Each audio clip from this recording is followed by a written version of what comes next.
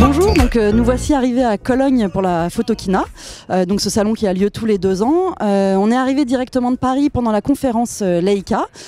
Donc tout ce qu'on peut vous en dire, c'est que Leica a dévoilé un partenariat avec Sigma et Panasonic sur le développement de la monture L. Puis on a enchaîné directement sur la conférence Panasonic qui prenait alors tout son sens avec la présentation de 2 nouveaux hybrides avec des capteurs 24-36, donc ça rompt quand même avec l'habitude de Panasonic qui, rappelons-le, est la première marque à avoir lancé le système hybride avec le système micro 4/3. Donc Panasonic qui va lancer 2 hybrides avec des capteurs 24-36 et une monture optique Leica L. Outre ces 2 produits, Panasonic a quand même rassuré aussi son public sur le fait qu'il n'abandonnait pas la monture micro 4/3. Et en partenariat avec Leica, ils vont présenter un objectif 10-25 mm à ouverture constante f1.7. Donc ce sera un objectif assez exceptionnel avec une luminosité encore jamais atteinte sur cette gamme de produits. Panasonic a également annoncé la mise en place d'un service pour les professionnels, donc quelque chose que les photographes équipés en Canon ou Nikon ont l'habitude depuis longtemps, ce que Sony a commencé à développer pour son public il y a un peu plus d'1 an en France. Tout de suite à la fin de la conférence Panasonic, on a enchaîné sur la conférence Fujifilm avec là une série d'annonces.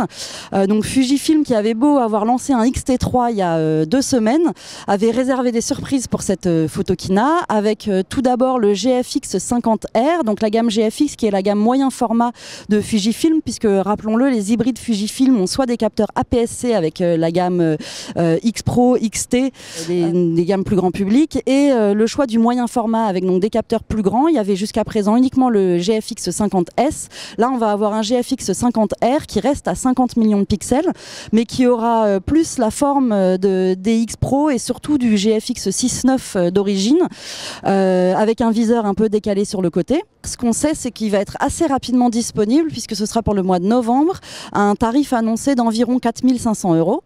Le GFX en 100 millions de pixels, lui, sera équipé d'un capteur stabilisé, donc c'est une première pour le système moyen format. Il aura donc 100 millions de pixels.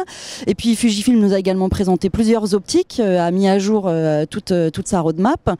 Donc je suis ici à la Photokina avec Renaud et avec Guillaume, donc qui ont assisté aux conférences comme moi, et donc on va revenir un tout petit peu avec vous sur ce qui nous a le plus impressionné. Merci, bonjour à tous. Alors tout d'abord on peut parler de Panasonic qui a été très impressionnant.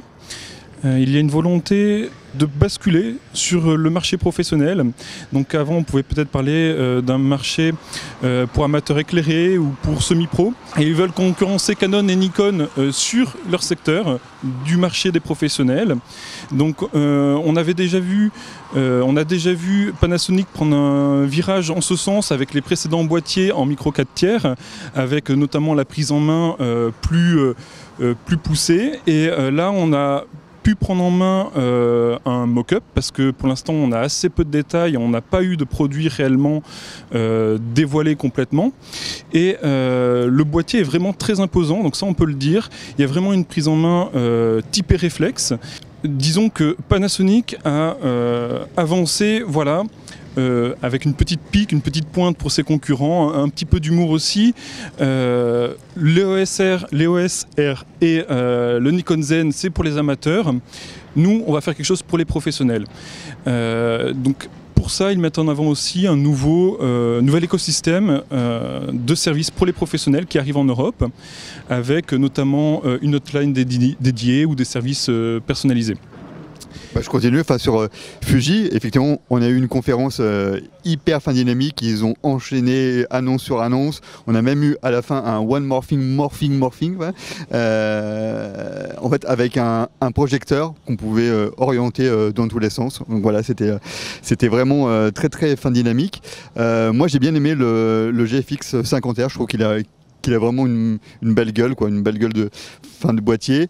Il a un tarif certes un peu élevé, mais voilà, ça reste du moyen format. Moi je trouve que là ils ont réussi à vraiment réduire ce qu'on avait pu faire reprocher au 50S, c'était vraiment de l'embonpoint. Là ils ont vraiment réduit ça, il est vraiment très sympa. Ouais, voilà, donc à voir. Entre 150 et 200 grammes de moins, il perd presque 1 ou 2 cm d'épaisseur. Enfin, c'est.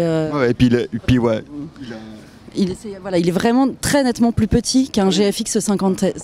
Clairement, et ça le rend vraiment mignon, entre guillemets. Enfin, vraiment, coup de cœur. Et puis, l'autre coup de cœur, bien sûr, c'est Panasonic. Alors, on ne sait pas grand-chose encore du Panasonic, hein, parce que c'est vraiment une annonce.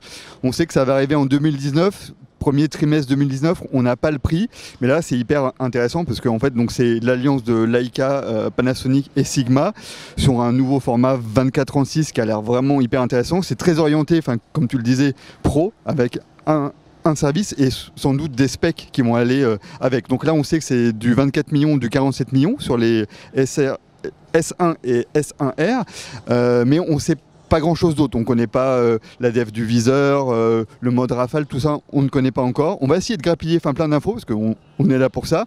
On va essayer de savoir le prix, au moins une fourchette. Voilà, mais là c'est très intéressant parce qu'il y a en fait dans la boucle Sigma qui va sans doute pouvoir annoncer, donc c'est ce soir, d'autres optiques, d'autres peut-être des baïonnettes pour adapter. Enfin voilà, on ne sait pas trop encore.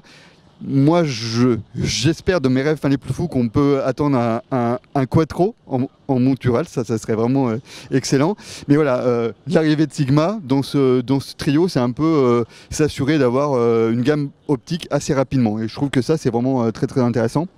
Panasonic a annoncé 3 objectifs, un 50, un 24-105 et un 70-200, et le partenariat avec Leica, avec Sigma, qui a un énorme catalogue optique dont on peut imaginer que ce sera assez facile de sortir rapidement des objectifs dans cette monture, laisse espérer très vite une forte gamme optique, et ça c'est un vrai point fort par rapport à Canon avec son EOS R qui a dévoilé 4 optiques mais 2 seulement disponibles pour l'instant, Nikon aussi qui va devoir développer entièrement une nouvelle gamme pour la monture Z, pour les objectifs, les boîtiers Z.